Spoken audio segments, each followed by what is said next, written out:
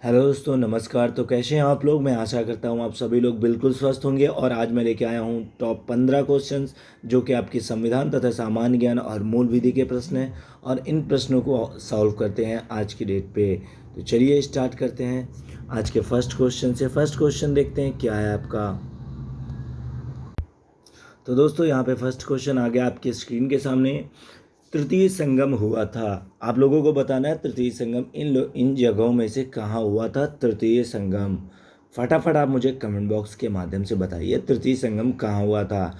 तो जो तृतीय संगम हुआ था यह हुआ था मदुरई में। कहाँ हुआ था? मदुरई में, यानी इसका ऑप्शन नंबर डी बिल्कुल सही होगा। नेक्स्ट क्वेश्चन देखते हैं। पुराणों का अध्ययन करने वाला प्रथम मुसलमान कौन था? Very very most important question है। और अगर इस क्वेश्चन की बात करूं मैं, तो ये आपका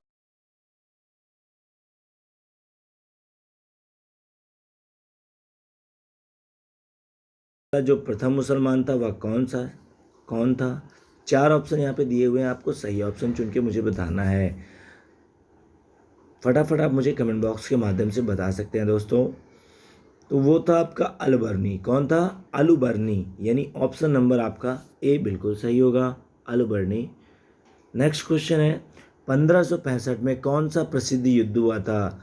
आप लोगों को मैंने सारे युद्ध पढ़ा रखे हैं दोस्तों। अगर अभी तक आप लोगों ने नहीं पढ़े तो आप एजुकेशन विद चेतन सर्च करके यूट्यूब पे जो स्पेशल युद्धों का वीडियो मैंने बनाया है कि कौन हल्दी घाटी का युद्ध, तालीकोटा का युद्ध, पानीपत का प्रथम युद्ध, द्वितीय युद्ध, खनवा का युद्ध, और उसके अलावा जितने भी सारे युद्ध के बारे में बताया है तो मैंने उस वीडियो में बता रखा है। तो अगर आप लोगों ने अभी तक उस वीडियो को नहीं देखा तो जाके ज़रूर देख लीजिएगा।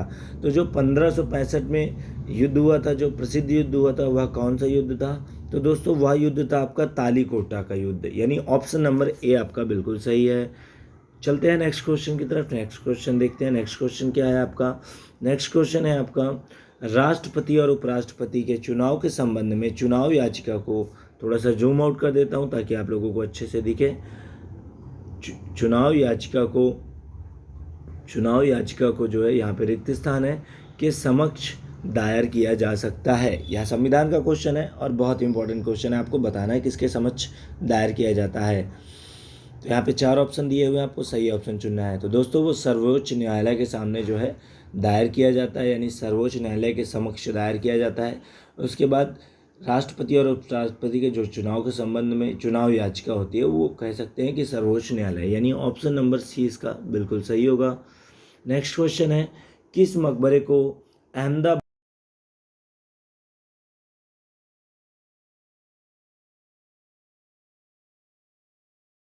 चार ऑप्शन दिए हुए हैं आपको, यहाँ पे सही ऑप्शन चुन के बताना है। तो दोस्तों उस मकबरे का नाम है सरखेज रोजा। क्या नाम है? सरखेज रोजा नाम है। अर्थात ऑप्शन नंबर इसका बी जो है बिल्कुल सही होगा। नेक्स्ट क्वेश्चन देखते हैं। नेक्स्ट क्वेश्चन क्या है? नेक्स्ट क्वेश्चन है आपका 70, केंद्र और राज्यों के बीच विधायी विषयों के वितरण के बारे में निम्न में से कौन सा कथन सत्य है? क्या पूछा है? कौन सा कथन सत्य है? चार ऑप्शन दिए हुए हैं आपके यहाँ पे, आपको सही ऑप्शन चुन के बताना है। और जो आपके तथ्य दिए हुए हैं वो तथ्य आपके पी और क्यू, अर्थात दो तथ्य दिए हुए हैं, दोनों को पढ़ के आपको बताना है। तो मैं पढ़ लेता हूँ। संघ सूची में दिए गए विषयों पर केवल केंद्रीय सरकार एक कानून बना सकती है। तो जी हाँ, यह बिल्कुल सही है। नेक्स्ट ऑप्शन है आपका, राज्य सूची में दिए गए विषयों पर संघ एवं राज्य सरकार दोनों ही कानून बना सकती है। तो जी हाँ, पी और क्यू दोनों सही हैं। अर्थात ऑप्शन नंबर आपका पी और क्यू किसमें है? तो वो है आपके डी नंबर पे, यानी पी और क्यू दोनों सही होंगे। नेक्स्ट क्वेश्चन है, पहली बार भारत पर आक्रमण करने वाला मुस्लिम कौन था? मोस्ट इंपॉर्टेंट क्वेश्चन है, बहुत बार पूछा गया है सभी भर्तियों में, यहाँ तक कि लेखपाल और वीडियो भर्ती में भी यह क्वेश्चन पूछा गया था कि पहली बार भारत पर आक्रमण करने वाला मुस्लिम शासक कौन था। तो चार ऑप्शन दिए हुए हैं, आपको फटाफट कमेंट बॉक्स के माध्यम से बताना है। तो वह कौन था? तो वह था आपका मोहम्मद बिन कासिम, यानी ऑप्शन नंबर ए इसका बिल्कुल सही होगा, मोहम्मद बिन कासिम। नेक्स्ट क्वेश्चन देखते हैं दोस्तों। तो नेक्स्ट क्वेश्चन क्या है आपका? 72, किस प्राचीन समाज में महिलाएं कुश्ती में भाग लेती थी? यानी वह कौन सी समाज, यानी कौन सी प्रथा थी, या कौन सी जो है समाज था, या साम्राज्य था जिसमें महिलाएं कुश्ती में भाग लेती थी? क्योंकि पहले जो है महिला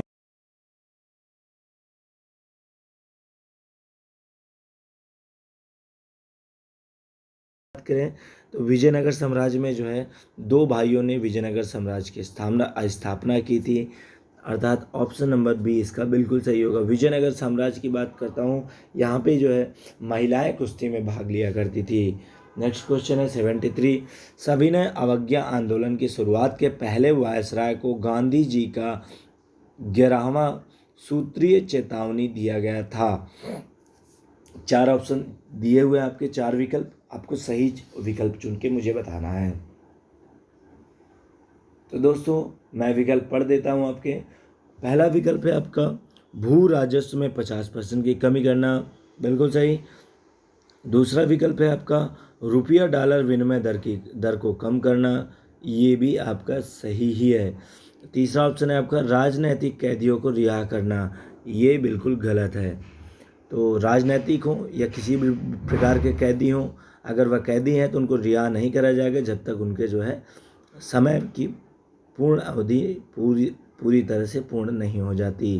तो इसका जो सही ऑप्शन होगा वो होगा ऑप्शन नंबर ए, फर्स्ट और सेकेंड। चलते हैं नेक्स्ट क्वेश्चन की तरफ।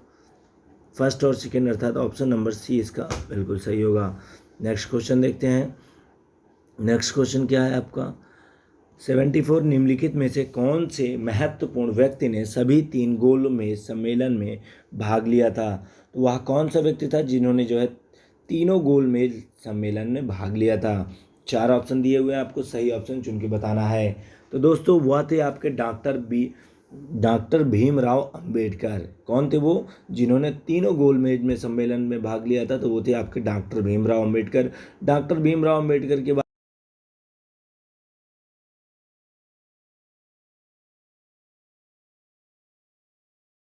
विदेश से प्राप्त करके, मतलब विदेश से पढ़ाई करने के बाद ये इंडिया आए थे, और ये इंडिया के ही थे और दलित थे।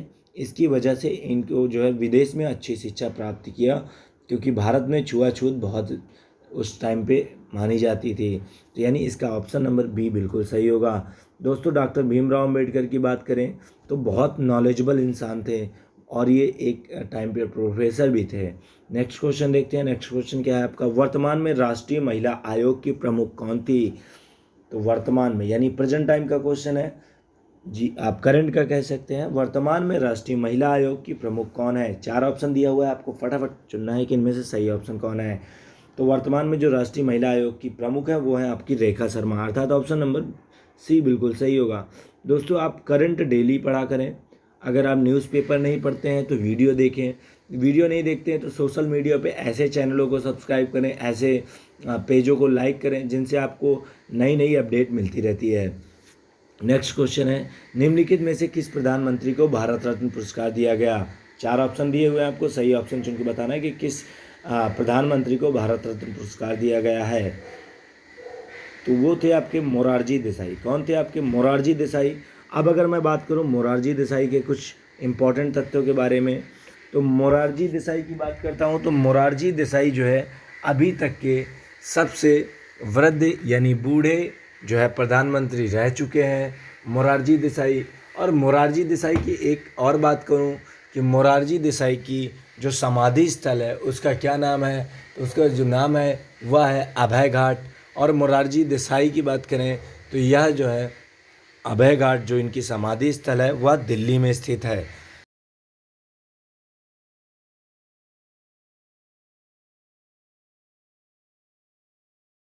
77, नेक्स्ट क्वेश्चन है 77। रीड करते हैं, जनहित याचिका मामले पर न्यायाधीश के निर्णय के संबंध में से कौन से सही हैं। आपको बताना है कि जो है जनहित याचिका के मामले में जो न्यायाधीश निर्णय लेगा वह कौन सा निर्णय सही है। दो विकल्प दिए हुए हैं और उनमें से बना के आपके 4 ऑप्शन बनाए हुए हैं। तो दोस्तों आपको बताना है फटाफट इनमें से कौन सा सही होगा। पहले मैं पढ़ता हूँ विकल्प ए, विकल्प पी पढ़ता हूँ। जनहित याचिका के परिणाम स्वरूप अदालत ने फैसला सुनाया कि किसी मामले में असाधारण मामलों को छोड़कर एक बच्चे को जेल नहीं भेजा जा सकता। यानी बिल्कुल सही है।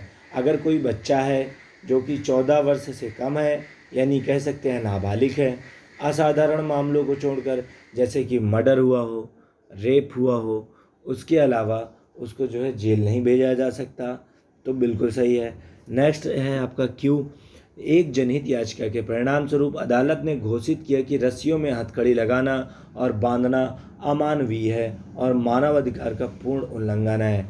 यानी आपने देखा होगा कि रस्सियों में जो है हथकड़ी बांध देते हैं, रस्सियों द्वारा बांध दिया जाता है। तो इनमें से कौन सा ऑप्शन आपका सही है आप लोगों को बताना है कमेंट बॉक्स के माध्यम से। तो इनमें से पी और क्यू दोनों सही हैं, अर्थात ऑप्शन नंबर इसका डी बिल्कुल सही होगा। नेक्स्ट क्वेश्चन देखते हैं। नेक्स्ट क्वेश्चन क्या है आपका? तो नेक्स्ट क्वेश्चन है आपका 78। गिरीश चंद्र मुर्मू भारत के संख्या क्रम में कौन सा नियंत्रण एवं महालेखा परीक्षक के पदभार संभाला है? तो अगर बात करूं गिरीश चंद्र मुर्मू की, तो गिरीश चंद्र मुर्मू की बात करें तो ये प्रेजेंट टाइम के हैं और इन्होंने जो है 14वां जो है नियंत्रक एवं महालेखा परीक्षक के पदभार को संभाला है। दोस्तों अगर मैं यहाँ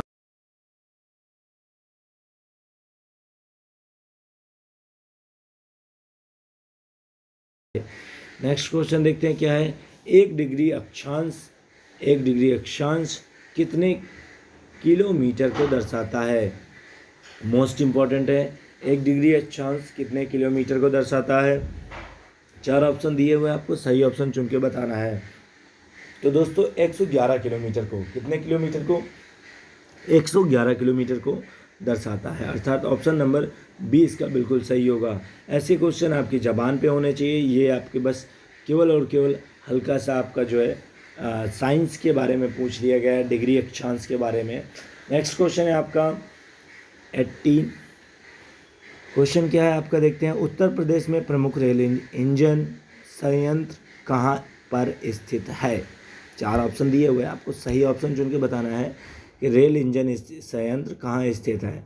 तो दोस्तों ये इनमें से जो सही ऑप्शन होगा वो होगा आपका मुगल सराय में जो रेल इंजन संयंत्र है वह मुगल सराय में है, अर्थात ऑप्शन नंबर सी इसका बिल्कुल सही होगा। तो दोस्तों ये थे आज के टॉप 10 क्वेश्चंस, ये थे आज के आपके टॉप 10 क्वेश्चन। तो आप लोगों को कैसे लगे आप मुझे कमेंट बॉक्स के माध्यम से ज़रूर बताइएगा और आप लोगों को इन 15 क्वेश्चन में से आपके कितने क्वेश्चन सही हुए आप मुझे ये भी बताइएगा। और मैं बता दूं, मैं जो वीडियो प्रोवाइड करवाता हूं ये आपके यूपीएसआई भर्ती और एसएससी जीडी भर्ती और उसके अलावा पेट एग्ज़ाम या मैं कह दूं आने वाले जो है यूपीपी कांस्टेबल एआरओ आरओ भर्ती या फिर कहूँ लेखपाल भर्ती वीडियो भर्ती के क्वेश्चंस होते हैं, क्योंकि ऐसे ही बुक से या उन्हीं के पेपर में जो आए हुए प्रश्न होते हैं मैं उन्हीं को सॉल्व करता हूँ। तो दोस्तों